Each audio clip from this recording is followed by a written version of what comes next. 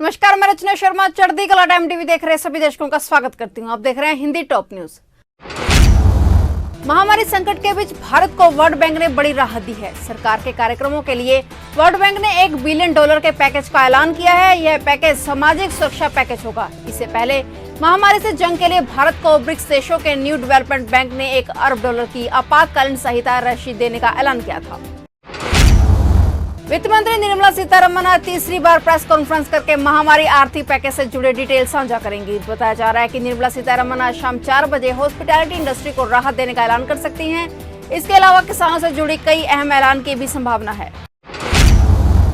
मोदी सरकार ने सूक्ष्म, लघु और मध्यम उद्योगों के लिए 3 लाख करोड़ रुपए के लोन पैकेज का ऐलान किया है। इस पैकेज को लेकर कांग्रेस हमलावर और पूर्व वित्त मंत्री और कांग्रेस नेता पी चिदम्बरम ने मोदी सरकार के मंत्री नितिन गडकरी और निर्मला सीतारमण के बयानों को जिक्र करते हुए मोदी सरकार पर निशाना साधा है। कांग्रेस नेता पी चिदम्बरम ने कहा है कि मंत्री गडकरी का कहना है कि सरकार और पीएसयू पर एमएसएमई सेक्टर का 5 लाख करोड़ का बकाया है। मंत्री सीतारमण कहती हैं कि हम 45 लाख एमएसएमई को 3 लाख करोड़ का गारंटी फ्लोर लोन देते हैं। तो ऋणदाता कौन है और उधारकर्ता कौन? आगे पी चिदम्बरम ने कहा है कि क्या दोनों मंत्री पहले अपने खातों का निपटारा करेंगे और एमएसएमई सेक्टर को सरकार की मदद के बिना खुद को बचाने देंगे?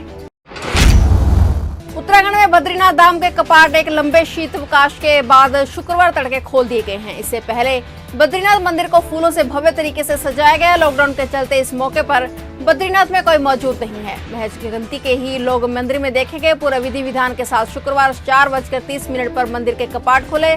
बद्रीनाथ में आज होने वाला विष्णु सहस्त्र नाम पाठ देश के प्रधानमंत्री नरेंद्र मोदी के नाम पर होगा। देश को महामारी से मुक्ति की कामना की जाएगी। गुजरात में वायरस संक्रमण के मामले तेजी से बढ़ रहे हैं। राज्य के इकलौते ग्रीन जोन अमरेली में भी पॉजिटिव केस सामने आया है। अब पूरा गुजरात वायरस संक्रमण की चपेट में है। मिली जानकारी के मुताबिक सूरत में अमरेली पहुंची बुजुर्ग महिला का महामारी का टेस्ट पॉजिटिव आया है। पॉजिटिव केस सामने आने की वजह से चेक करने वाले डॉक्टर को भी क्वारंटाइन कर दिया गया है। पूरी दुनिया में वायरस के प्रसार को लेकर अमेरिका शुरुआत से ही चीन को दोषी मानता आ रहा है। पिछले कुछ समय से अमेरिकी राष्ट्रपति पर चीन के खिलाफ कार्रवाई करने को लेकर दबाव बन रहे हैं। ऐसे में राष्ट्रपति डोनाल्ड ट्रंप ने कहा है कि वे लोग चीन के साथ सभी संबंध तोड़ सकते हैं। उन्होंने कहा कि वे लोग बहुत कुछ कर सकते हैं और उनके साथ जारी सभी संबंधों को खत्म कर सकते हैं। वहीं एक अन्य सवाल के जवाब में ट्रंप ने कहा है कि वे फिलहाल चीन के राष्ट्रपति शी जिनपिंग से कोई बातचीत नहीं करना चाहते।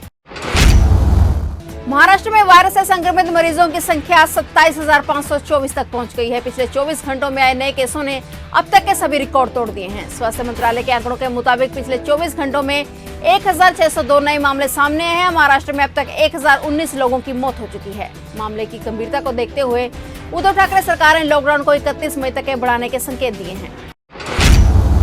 लॉकडाउन में अपने अपने घरों को निकल चुके प्रवासी कामगार व श्रमिक हादसों का शिकार हो रहे हैं। शुक्रवार का दिन यूपी में हादसों से भरा रहा। जालौन, बहराइच, जौनपुर, बाराबंकी, उन्नाव, लखनऊ में हुए सड़क हादसों में अब तक 7 मजदूरों की मौत हो गई, जबकि दर्जनों अन्य घायल हैं जिनका इलाज अलग अलग अस्पतालों में जारी है।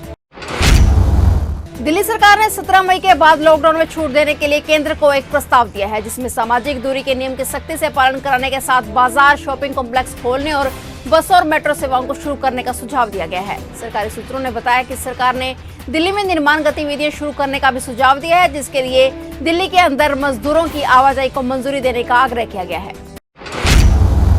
प्रयागराज शहर के धूमनगंज थाना अंतर्गत प्रीतम नगर में दिन दिहाड़े एक ही परिवार के 4 लोगों की हत्या की गुत्थी प्रयागराज पुलिस ने देर शाम तक सुलझा ली है। जांच में मृतक तुलसीदास के सरवानी के बेटे की ओर से कथित रूप से हत्या की सुपारी देने की बात सामने आई है। जिले के वरिष्ठ पुलिस अधीक्षक सत्यार्थ अनिरुद्ध पंकज ने बताया कि तुलसीदास के सरवानी के बेटे आतिश ने ही इस हत्या का षड्यंत्र रचा था। उसने 3 लोगों को 8 लाख रुपए में हत्या की सुपारी दी थी। उसने बताया कि पुलिस ने तुलसीदास के बेटे आतिश और हत्या के आरोपी अनुज श्रीवास्तव को गिरफ्तार कर लिया और अन्य की गिरफ्तारी के लिए दबिश जारी है।